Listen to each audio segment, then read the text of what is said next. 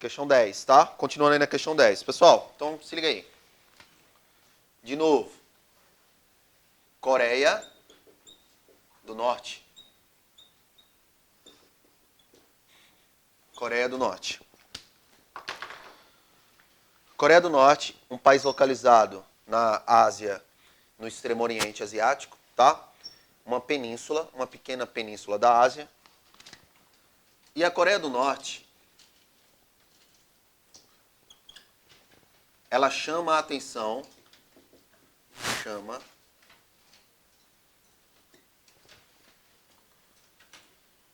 ela chama a atenção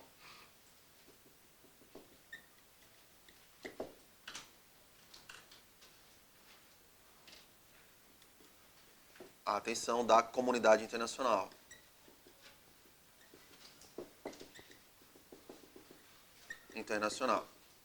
E se ela chama a atenção da comunidade internacional, é principalmente da mídia, né?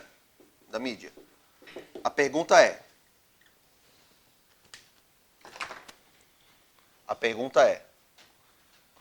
se a Coreia do Norte chama a atenção da comunidade internacional através da mídia, o que a mídia mais noticia em relação à Coreia do Norte? E sempre noticiou nos últimos tempos. Pronto.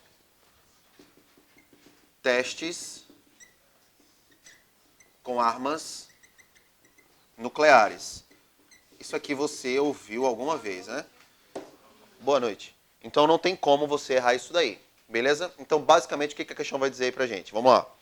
Então, ele está perguntando, a questão só pergunta assim, por que é que se fala tanto da Coreia do Norte na mídia? Aí, vamos lá, letra A. A letra A diz assim, ter substituído o rígido modelo comunista pela economia de mercado. Pergunta, a economia da Coreia do Norte é uma economia de mercado aberta para o mundo? Sim ou não? É uma economia fechada, muito restrita. Mas, como é que uma economia fechada consegue sobreviver? Ela tem um apoio. Apoio de quem? Apoio da China, principalmente, né? Beleza aí? Vamos lá. Então, B. Anunciar testes militares com artefatos poderosos de grande alcance. Tá certo isso? Tá. Então, nosso gabarito letra B aí. Beleza? Nosso gabarito letra B. Tanto é que no ano passado, no começo do ano, a gente estava na iminência aí de um confronto entre Estados Unidos e Coreia do Norte. Né? O líder norte-coreano Kim Jong-un, beleza? Né? Você não vai me exigir saber coreano nessa altura do campeonato, né? O líder coreano, Kim Jong-un, mas eu acho que é o N, tá? Eu acho. Aí para não correr o risco de passar vergonha, eu prefiro botar um, porque é uma vergonha menor, né? É. Então, o líder norte-coreano Kim Jong-un ameaçou atacar os Estados Unidos. Constantemente. E os Estados Unidos mandaram, inclusive, tropas e parte da sua marinha para o Mar do Japão e o Mar da China, tá? Próximo à Coreia do Norte. Porque qualquer ataque norte-coreano aos Estados Unidos, haveria uma retaliação. Se bem que se os Estados Unidos quisessem, eles varreriam a Coreia do Norte do mapa. E eles têm consciência disso, né? Por isso que eles evitaram um confronto até o último minuto. Tanto é que recentemente, eu falei para vocês, que houve um encontro, né? Encontro histórico de dois caras bem legais, né?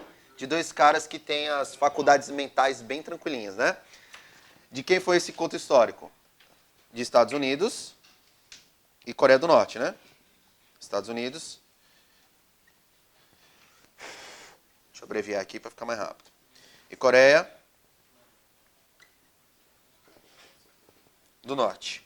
Beleza? Estados Unidos e Coreia do Norte. Onde foi esse encontro? Você precisa saber que esse encontro aqui entre os dois países ocorreu numa ilha do Sudeste Asiático, um país chamado Singapura. Esse encontro ocorreu em Singapura, tá? Não ocorreu na Coreia do Norte, muito menos nos Estados Unidos. O encontro foi em Singapura. Beleza? Esse lugar aí já foi um local estratégico? Singapura?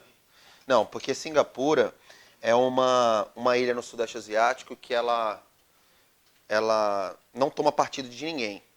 Tipo, ela nem é a favor dos Estados Unidos e nem é a favor da Coreia do Norte. Ela, diplomaticamente, ela fica isolada.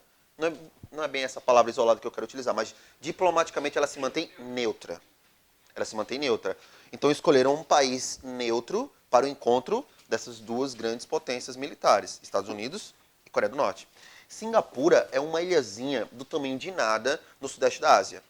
Tem mais ou menos 720 quilômetros quadrados. Isso é o tamanho da área de Salvador. Sabe quantas cidades tem nesse país, Singapura? Uma cidade só, chamada Singapura. Acabou. Acabou. Só que Singapura é uma das maiores e mais poderosas economias do planeta. Tem um dos portos mais movimentados do mundo, justamente por isso. Singapura, tanto é que é conhecido como um dos tigres asiáticos na economia. Tecnologia, importação e exportação. Beleza? Vamos lá. Nessa questão 10, o que poderia gerar aí uma certa dúvida para você seria a letra C. Tem gente que às vezes tem dúvida. O que chamou a atenção da mídia internacional foi o fato de ter decidido atacar a vizinha Coreia do Sul com armas nucleares. Em algum momento, houve algum ataque à Coreia do Sul? Caiu algum míssil dentro da Coreia do Sul, em Seul? Né? Só passava direto, né? Que eles faziam os testes em alto mar. Mas não houve nenhum ataque, beleza? E recentemente, inclusive, o presidente norte-coreano, né, o líder norte-coreano Kim Jong-un, se reuniu com o líder também da Coreia do Sul. Vamos avançar, né? O D, ter recentemente enviado tropas para o Oriente Médio em apoio à Rússia, isso não aconteceu. E letra E, ser um país democrático. A Coreia do Norte é democrática? Não, né? Tão democrática que o líder norte-coreano, ele muitas vezes é acusado de não respeitar direitos humanos, né? Já mandou matar o tio, por exemplo, né? É um cara bem de boa, né? Um cara bem de boa, obriga os caras a cortar o cabelo igual a ele, essas coisas, né? Vamos para a questão número 11, última. Então, fizemos a 10. Agora a questão 11. Questão 11. Vamos lá. Com relação à política mundial, julgue o item. A nova ordem mundial apresenta uma faceta geopolítica e outra econômica. Veja, a nova ordem mundial. Eu falei para vocês que antes a ordem mundial era bipolar. Hoje a ordem mundial ela é? Pronto. Na geopolítica, houve uma mudança para o mundo multipolar, onde as potências impõem mais por seu poder econômico que pelo poder bélico. Tá certo até aí? Tá. Cadê? Na economia, o que aconteceu foi o processo de globalização e a formação de blocos econômicos supranacionais. E aí, certo ou certo? Certíssimo. Tá? Formação de blocos econômicos supranacionais, uma característica do mundo multipolar. Beleza? Vamos aí para o assunto nossa globalização, né? Eu vou apagar o quadro aqui e a gente começa, falou? Beleza? Então vamos lá. Globalização. Assuntinho aí fácil, de boa para sua prova. Aquele assunto que você viu lá na 8ª série, no primeiro ano, no ensino médio, você passou a vida inteira na escola e você não entendeu nada. Por quê? Provavelmente você estava na coordenação, porque você brigou com seu colega na sala ou estava conversando demais, né? Basicamente. Mas um assunto simples. Esse assunto aqui, globalização, na sua prova, pode vir com outro nome também, que é a mesma coisa, mundialização. Tá? Mundialização. Tem uma frase que eu gosto muito de começar esse assunto, que é assim, ó. Eu gosto muito de começar esse assunto com essa frase, que ela diz assim: em um único planeta, vários mundos, tá? Em um único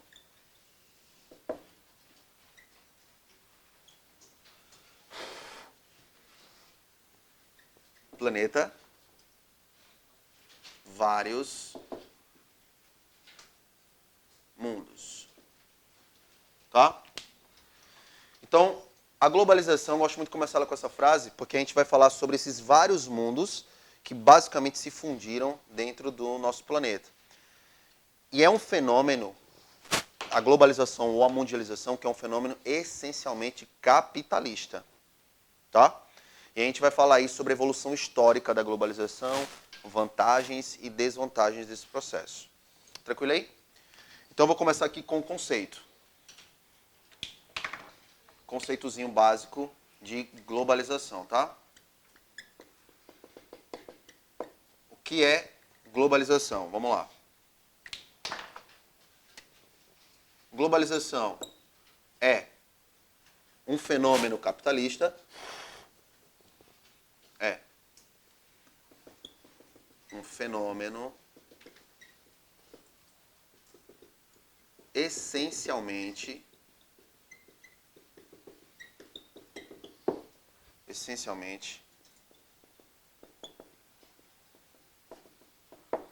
capitalista, que se desenvolveu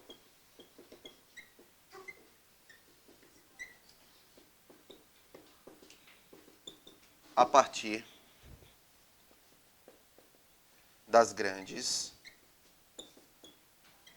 navegações dos séculos XV e XVI.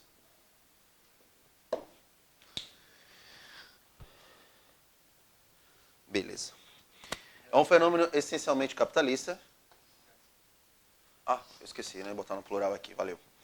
Que se desenvolveu a partir das grandes navegações dos séculos XV e XVI. Basicamente, isso aí é o fenômeno da globalização, tá? A globalização, ela vai estar relacionada com as grandes navegações. As grandes navegações que deram origem aí ao capitalismo comercial.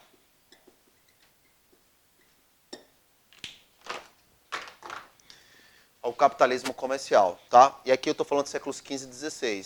De lá para cá, é óbvio que muita coisa aí mudou. Mas isso aqui vai ser acentuado principalmente a partir da Revolução Industrial do século XVIII, depois por mais duas grandes revoluções industriais que eu vou falar aqui. Belezinha até aí?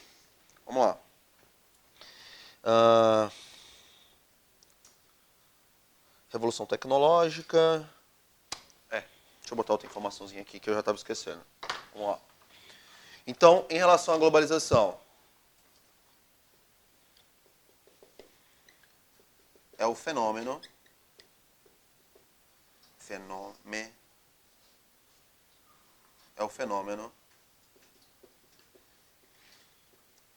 que mais alterou as inter-relações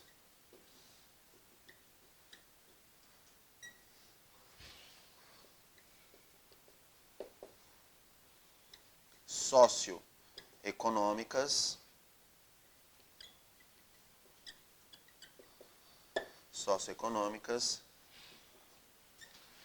em escala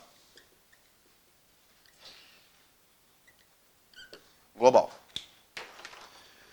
É o fenômeno que mais alterou as inter-relações socioeconômicas em escala global, a globalização, esse processo, tá?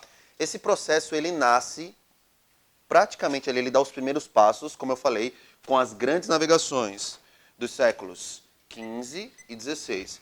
Ah, professor, eu sou obrigado a decorar essas datas? Não, não é. Até porque você vai ver isso aqui de novo em história. Eventualmente as matérias vão estar se esbarrando, elas se ajudam muito. Então, não tem por que você também criar um bicho em cima de história, porque é muito assunto. História, apesar de ser uma matéria fascinante, maravilhosa, mas para quem está querendo estudar para concurso é muita coisa, né? Como está no edital de vocês lá, eles colocaram desde o Big Bang para cá, né? Tem tudo, né? Assunto até umas horas. Então, o que acontece? Muita coisa que você vai ver aqui em geografia vai estar esbarrando em história e vai te ajudar bastante, beleza? Séculos XV e XVI, capitalismo comercial, grandes navegações. Você tem que pensar o seguinte, no século XV e no século XVI, qual era o principal meio de transporte que nós tínhamos aqui? Estou falando de navios, ok? Beleza. A Europa, dentro do continente europeu, um continente pequeno, restrito, que tem mais ou menos ali 10 milhões de quilômetros quadrados. Pouca área cultivável se comparada com outras regiões do planeta. Tinha condições da Europa ter tudo que ela precisa dentro do continente europeu? Não. Então as grandes navegações, elas nascem a partir desse período e dão início a esse processo de globalização. Veja, as grandes navegações não foi ideia do europeu de sair por aí desbravando o mundo, não. Tipo, vamos conquistar novas terras e ver o que a humanidade tem para nós, esse blá blá blá, não. Na verdade, os caras estavam viajando pelo mundo em busca de grana, dinheiro, capitalismo. Como diz a música do Chorão, porco capitalista, né? O cara vai em busca de grana, ele não está nem aí para as pessoas. Então, o que os europeus fizeram? Saíram da Europa, contornaram todo o continente africano para ir lá do outro lado na Índia em busca de quê? Especiarias, né? Porque português é inteligente, né? Ele entra num navio, né? Dá a volta num continente para ir em busca atrás de pimenta. Especiarias, né? Pimenta, né? Sei lá, cominho, sei lá que porra é que eles iam buscar lá. Mas vamos lá. Tô brincando, viu? Eu falo assim, brincando, é claro que os portugueses, os europeus, eles têm uma fascinação pelas navegações e são responsáveis, inclusive, pelo desenvolvimento da maior parte das cartas de navegação que nós temos hoje no planeta. Os caras são foda. Tanto é que, se você pega um mapa do Brasil do início do descobrimento, um mapa lá do início dos anos 1500, e compara com o mapa de hoje atual, ele é muito parecido, velho. Ele é muito parecido.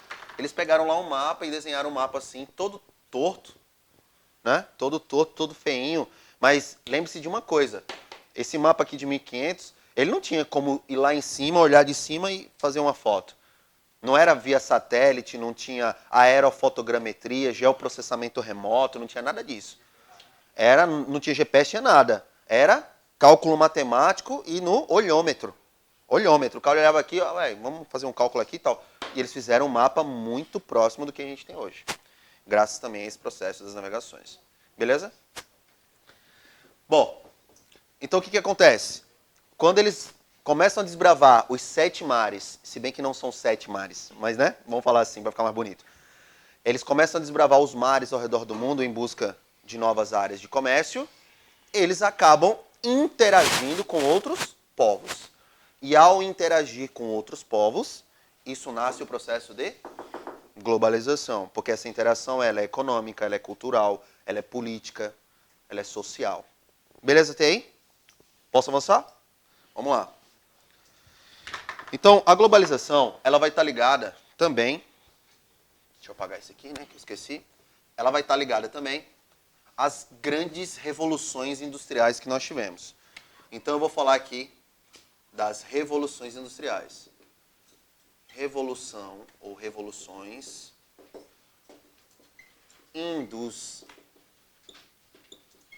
industriais, tá? Revoluções industriais e a globalização. Nós tivemos aqui o capitalismo comercial, mas o capitalismo, ele acentuou mesmo. Ele mexeu com a história da humanidade a partir da revolução da indústria. Eu quero que vocês entendam o seguinte. O capitalismo, esse sistema econômico aqui, é o sistema econômico que mais mudou a face do planeta Terra. Que mais modificou a Terra em todos os sentidos. Para positivo e para negativo. Da Revolução Industrial para cá, do início do século XX para cá, a Terra mudou mais do que em milhares e milhares de anos de história. Beleza? Então, revoluções industriais e a globalização. Então, eu vou falar aqui da primeira Revolução Industrial. Primeira Revolução Industrial. Tá? Essa primeira Revolução Industrial aqui, nós vamos ter algumas características, tá? Nós vamos ter aqui algumas características da primeira Revolução Industrial. Primeiro, nessa primeira Revolução Industrial aqui, nós tivemos uma indústria muito famosa. Que indústria é essa? Isso é uma pergunta, beleza? Isso. Indústria têxtil, tá? E aqui, basicamente, eu estou falando século XVIII, tá? Século XVIII, século XIX. Indústria têxtil. Na primeira revolução industrial, nós temos também uma matéria-prima muito importante. Matéria-prima importantíssima. Que matéria-prima é essa? Carvão mineral. Carvão mineral, ok? Isso na primeira revolução industrial. E aqui se desenvolve uma indústria muito famosa nesse período. E uma máquina muito famosa nesse período, que é a máquina a vapor, né? Máquina a vapor. Então, indústria têxtil, matéria-prima, carvão mineral e a máquina a vapor. Ok? Então, olha só. A primeira revolução industrial, ela acelera esse processo de globalização. Por quê? As indústrias começam a ir atrás mais de recursos minerais. Isso mexe com a estrutura principalmente das fontes de energia e daquilo que a natureza pode produzir. E a indústria também começa a se espalhar pelo mundo em busca de novas regiões. Estados Unidos, América do Sul e etc. Beleza?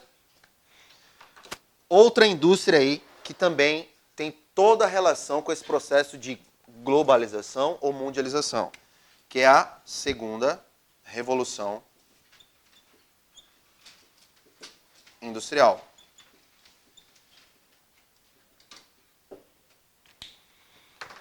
Segunda revolução industrial. A segunda revolução industrial, nós também temos uma indústria importantíssima que se desenvolve numa velocidade imensa. Que tipo de indústria é essa da segunda revolução industrial? Aqui eu já estou falando do século XX, tá? Principalmente primeira metade do século XX. Carros. Isso. Ou seja, a indústria automobilística. Automobilística. Tanto é que é essa indústria que é automobilística responsável pela mudança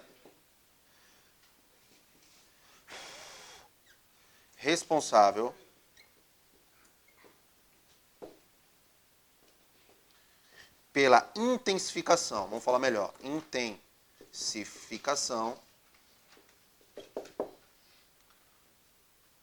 dos meios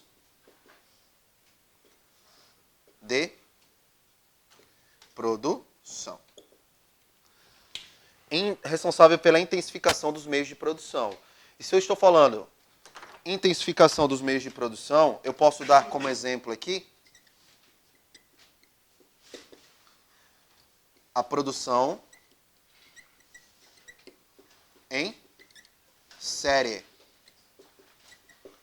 desenvolvida nos Estados Unidos pelo industrial Henry Ford, que não tem esse nome à toa. É o fundador da Ford Motor Company, ou seja, da marca Ford. Beleza? Então, produção em série. Aqui eu estou falando, obviamente, de Henry Ford, né? Henry Ford. Beleza? A famosa produção em série. Isso. A produção na esteira. Para quem viu o filme Tempos Modernos de Charlie Chaplin, sabe o que eu estou falando. Tempos Modernos de Charlie Chaplin, de 1936. O que foi que ele desenvolveu? Ele pegou a ideia de outro industrial, Taylor, que dizia que cada funcionário tinha que se especializar numa área, e ao invés do funcionário, do metalúrgico, daquele cara dentro da fábrica, sair do lugar dele de trabalho e se dirigir até a peça que ele teria que trabalhar, a peça vem até ele. Ele fica sentadinho. Ou seja, é a famosa esteira rolante. Beleza? Isso, ele só aperta o parafuso, só isso. Às vezes ele não sabe nem o que ele está apertando, mas ele sabe que tem que apertar aquele parafuso bem apertado. E mais nada. Às vezes ele só pinta um trecho da peça, também não sabe nem qual é a peça que ele está apertando. Ou ele só é responsável por ligar a fiação, também não sabe nem para que é. Mas ele sabe que no final, em pouquíssimo tempo, às vezes até em minutos, o carro vai sair pronto lá no finalzinho da produção em série e vai sair exatamente igualzinho um ao outro. É o padrão. Isso é outra característica da globalização, tá? O padrão na produção. Beleza até aí? Dúvidas? Perguntas? Não, né? Bom, essa indústria automobilística aqui,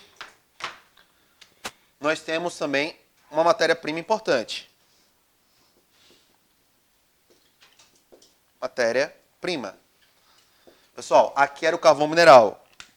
Na indústria de automóveis, de carros, qual vai ser a matéria-prima principal?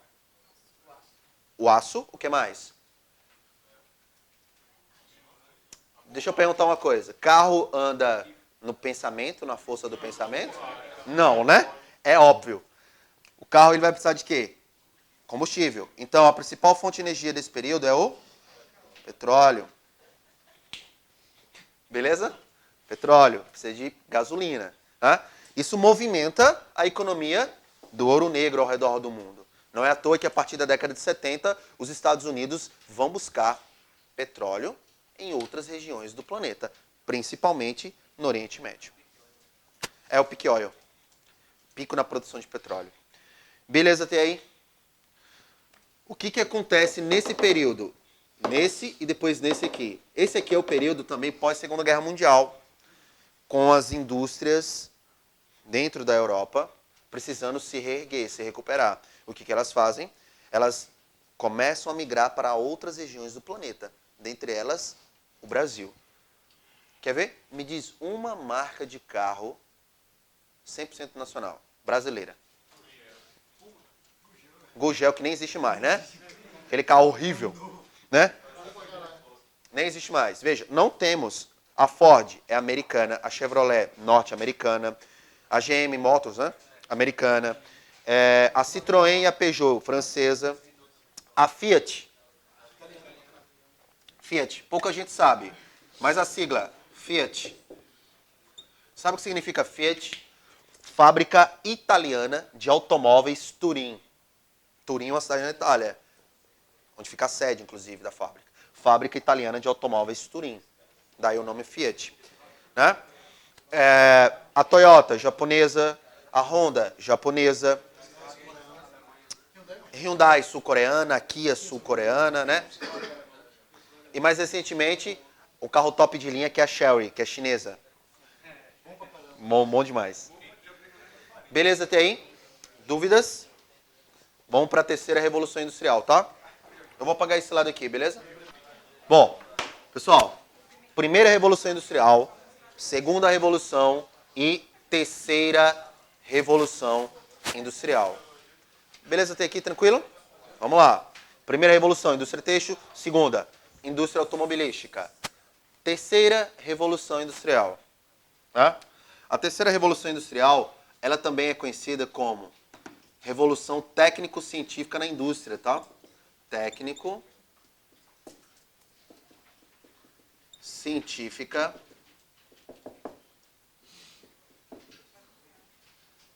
na indústria.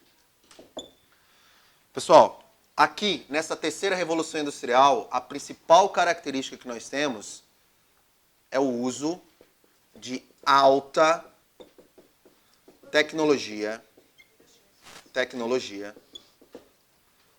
na produção. Tá? Uso de alta tecnologia na produção. Eu posso dar como exemplo desse uso, esse uso aqui de alta tecnologia, eu posso dar como exemplo um meio de produção, uma forma de produção, melhor dizendo, uma forma de produção conhecida como toyotismo. Já ouviram falar? Toyotismo.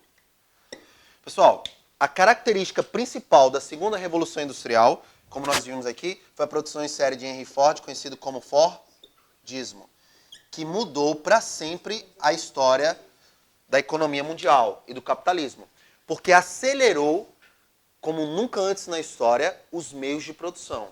As indústrias começaram a produzir cada vez mais em massa. Por quê? Porque a população mundial ela acabava consumindo aquele produto e precisava cada vez mais.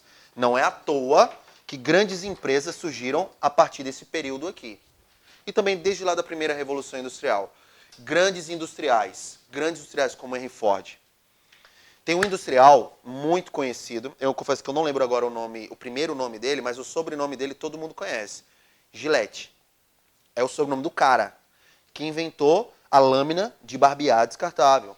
Porque ele percebeu lá, em meados do século XIX, porque era o seguinte, antigamente os homens, para se barbear, eles tinham um estojinho com um barbeador que era amolado. Você tinha que mandar amolar. E tinha de vários, inclusive isso determinava até a sua classe social. Tinha dele de prata, de ouro, e tinha os mais fraquinhos, né? Muitas vezes aquilo ali passava até como uma joia da família de pai para filho.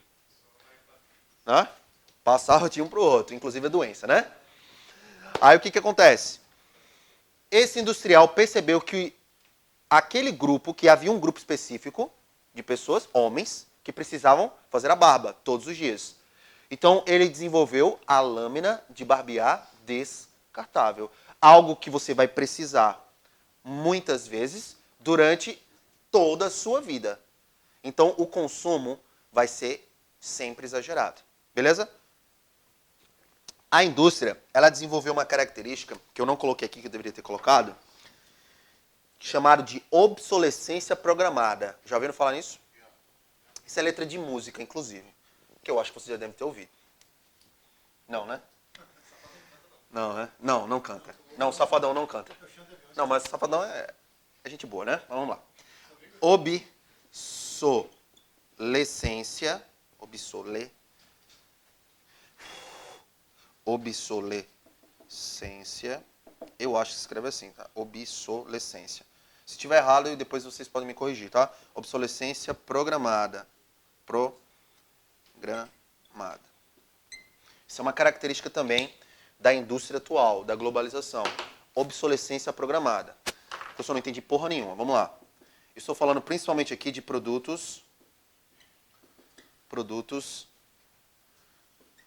de consumo rápido. Basicamente, eu estou falando dos descartáveis, tá? Descartáveis. Obsolescência programada. Produto de consumo rápido ou descartáveis. Só os descartáveis? Não. Alguns produtos de alta tecnologia também já saem de fábrica com essa obsolescência programada. Televisão, por exemplo. Televisão de LED. As televisões elas já saem de fábrica com uma previsão de funcionamento. Ela vai funcionar por X mil horas. Ela pode funcionar mais ou pode funcionar menos. Não é à toa que agora, recentemente, as pessoas foram obrigadas ou a comprar o conversor digital ou trocar de televisão aqui no Brasil. Porque houve o quê? A mudança do sistema analógico para o sistema digital. Tudo isso está atrelado à globalização, tá? Isso se chama, melhor dizendo, obsolescência programada. Beleza aí? Basicamente o que é isso? Data de validade. Fralda descartável, obsolescência programada. Copos descartáveis, produtos de limpeza, de higiene pessoal, tudo com obsolescência programada. Até os carros saem de fábrica com essa obsolescência programada. Ok até aí? De boa?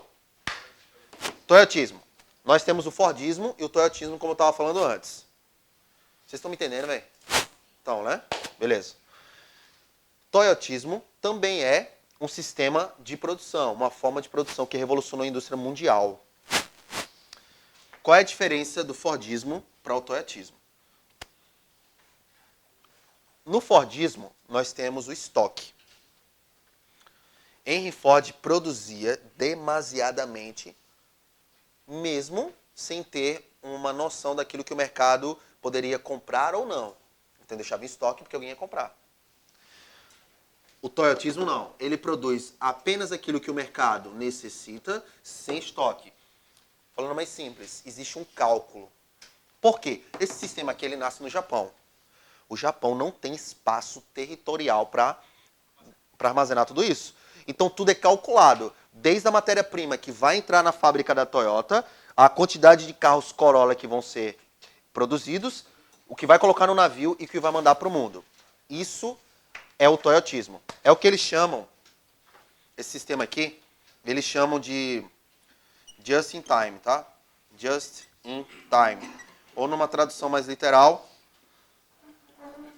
somente a tempo ou a tempo, né? Ou seja, somente o necessário. Eles fabricam apenas o necessário. Outra característica do toyotismo, tá certo? Outra característica do toyotismo é o padrão mundial. O Corolla que circula nas ruas de Nova Jersey, nos Estados Unidos, é o mesmo Corolla que circula em Nova Delhi, na Índia, e é o mesmo Corolla que circula em Arapiraca. É o mesmo padrão. O mesmo. É o padrão global da marca. Beleza? Bom, outra característica da terceira revolução industrial, técnico-científica na indústria, a evolução dos meios de transporte e comunicação.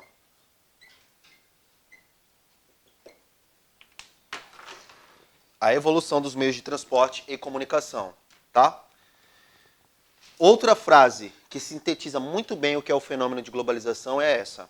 O mundo ficou cada vez menor. O mundo literalmente encolheu. Encolheu mesmo. Hoje você pode chegar em qualquer parte do planeta em horas. Em horas. Quando lá no final do século XIX, início do século XX, você precisava de meses de viagem. Ok? Então, o que foi que acelerou aqui? Evolução dos meios de transporte. Eu posso falar basicamente aqui da evolução da aviação. E dos meios de comunicação, a comunicação via satélite, via internet.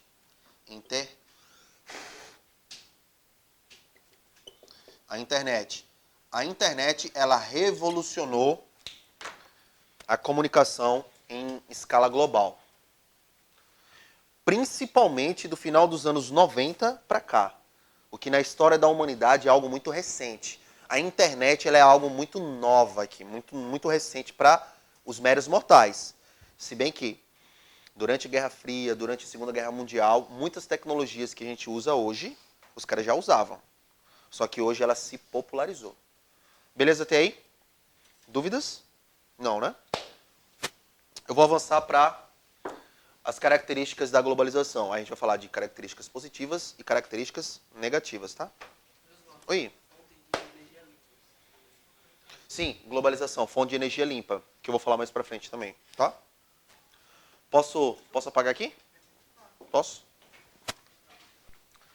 Então, pessoal, dentro desse processo de globalização, você precisa entender essa evolução histórica da indústria, tá? Que todas elas estão atreladas com esse fenômeno. A globalização, como eu já disse, é um fenômeno capitalista. Capitalista. Claro que ela tem vantagens e tem desvantagens. E eu vou falar sobre cada uma delas, tá? Vantagens da globalização. Uma delas. Maior acesso a medicamentos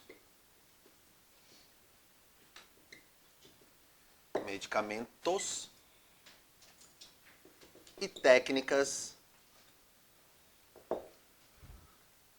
mais modernas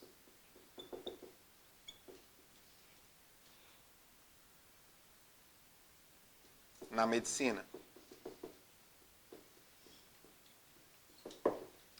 Maior acesso a medicamentos e técnicas mais modernas na medicina. É uma das vantagens da globalização. Então, a globalização, ao mesmo tempo que revolucionou a indústria com o uso de tecnologia, essa revolução industrial, ela esbarrou também na ciência médica, tá? Muitas técnicas que são utilizadas hoje na medicina se desenvolveram graças ao desenvolvimento industrial. Principalmente o acesso a medicamentos e técnicas mais modernas. Veja, no início do século passado, era comum em alguns países, inclusive no Brasil, se morrer de doenças muito bobas. Como, por exemplo, gripe. Eu não estou falando em gripe A ou gripe suína, essas coisas não. Gripe comum. Matava. Hoje em dia você está gripadinho, você vai ali na farmácia e compra um paracetamol, um negocinho e acabou. Você vai melhorar daqui a pouco. Ninguém vai morrer de gripe. graças a essa evolução dos medicamentos. Beleza? E esse acesso também a técnicas mais modernas de medicina. Veja, hoje é possível um médico realizar uma cirurgia numa pessoa sem nem estar fisicamente no lugar. É possível isso? Sim. Já houve casos assim, inúmeros. O cara que está lá, sei lá, está numa área remota do Nepal e precisa de uma cirurgia. E o médico especialista naquela área está na Califórnia, nos Estados Unidos. O que ele faz? Nada demais. Ele vai botar um capacetezinho lá, um óculos, e através de um bracinho mecânico ali, ele faz a cirurgia a centenas de milhares de quilômetros de distância do cara. É possível isso? É. E não é filme de ficção científica, não. Isso já aconteceu. Graças a essas técnicas mais modernas. Beleza? A tecnologia caminha para o que no futuro? A produção em laboratório de órgãos artificiais. Órgãos artificiais, é verdade. De órgãos artificiais. Daqui uns anos não vai mais haver, por exemplo, fila de espera em transplante. Em fila de transplante. Você simplesmente vai ter lá um rim, você vai lá e compra o rim e acabou. Artificial. É possível? É. Daqui a pouco a gente vai chegar até a vida eterna, né? Aí você vai dizer, pô, professor, é muita viagem. Eu não duvido em nada da ciência. Nada. Duvido nada. Aí tem gente, quando eu falo isso, aí tem gente que fala, meu Deus, tá amarrado esse cara, né? Mas eu não duvido. Porque a tecnologia avançou demais nos últimos anos, tá? Vamos lá. Outra vantagem. Maior produtividade. Maior produtividade agrícola. Maior produtividade agrícola sem necessidade, melhor dizendo, sem necessidade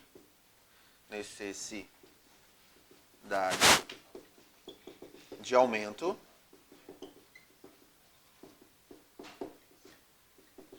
da área de produção. Beleza? Maior produtividade agrícola sem necessidade do aumento da área de produção. Então, eu estou falando aqui nessa maior produtividade, principalmente no avanço das técnicas agrícolas. O avanço das técnicas agrícolas. Beleza? Pessoal, a indústria também interferiu diretamente na produtividade agrícola. No início do século passado, primeira metade do século XX, nós tivemos algumas teorias que falavam sobre as técnicas agrícolas e a produção de alimentos. Só para que vocês relembrem. Nós tivemos basicamente 3 teorias que falavam aqui, ó. A teoria malthusiana,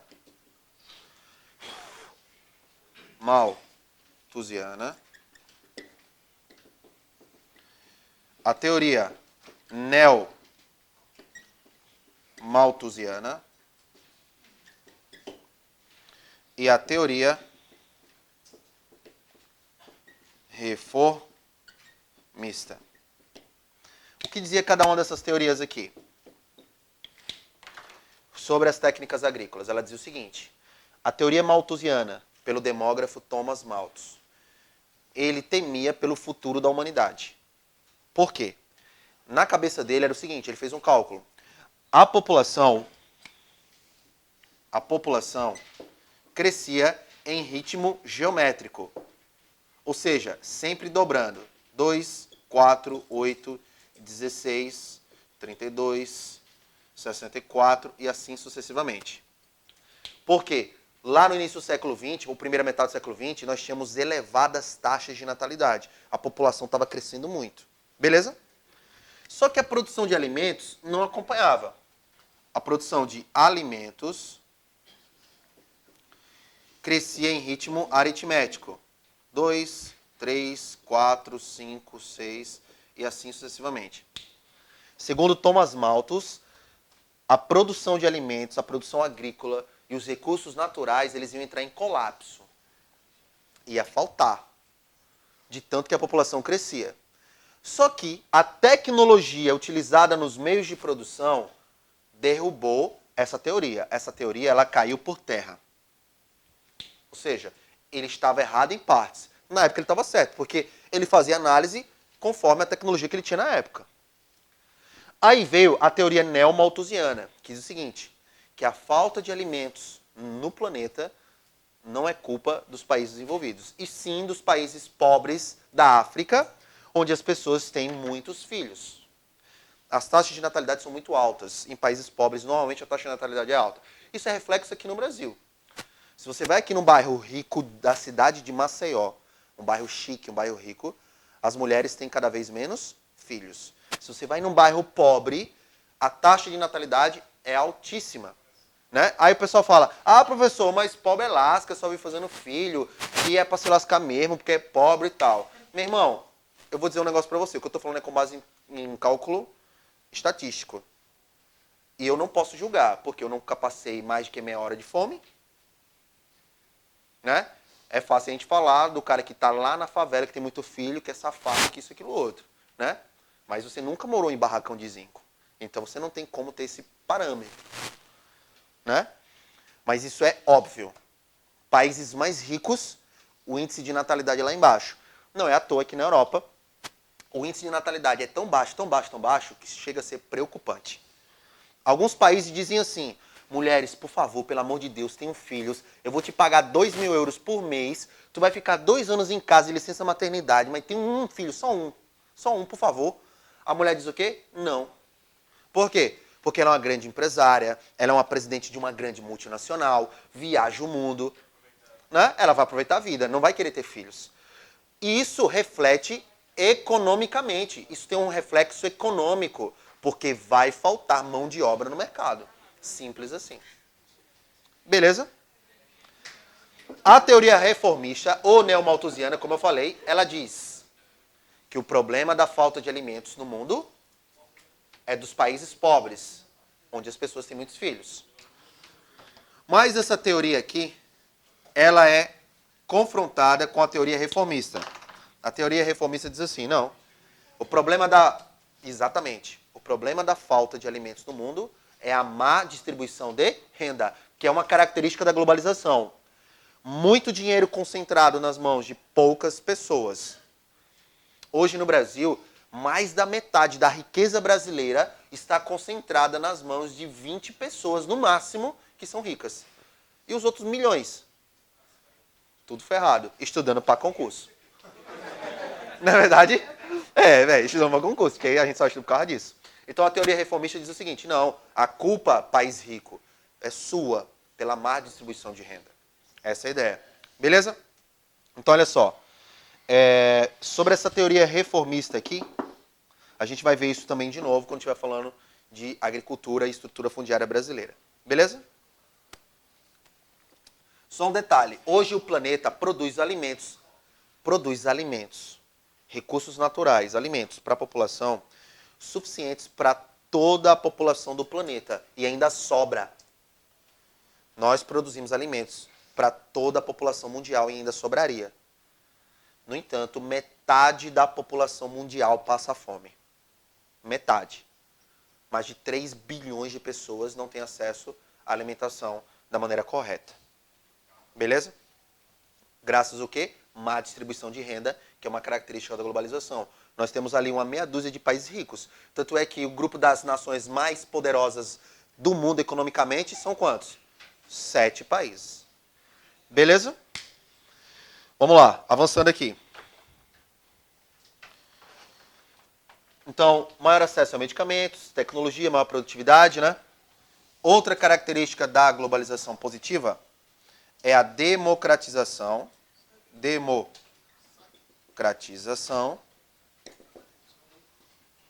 da informação. Hoje a informação ela é mais democratizada e muito mais rápida.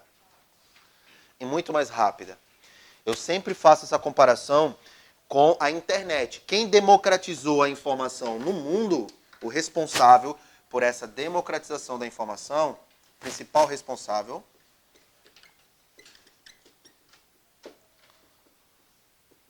a internet, que hoje também virou meio que um vilão, né? Crimes virtuais são cometidos,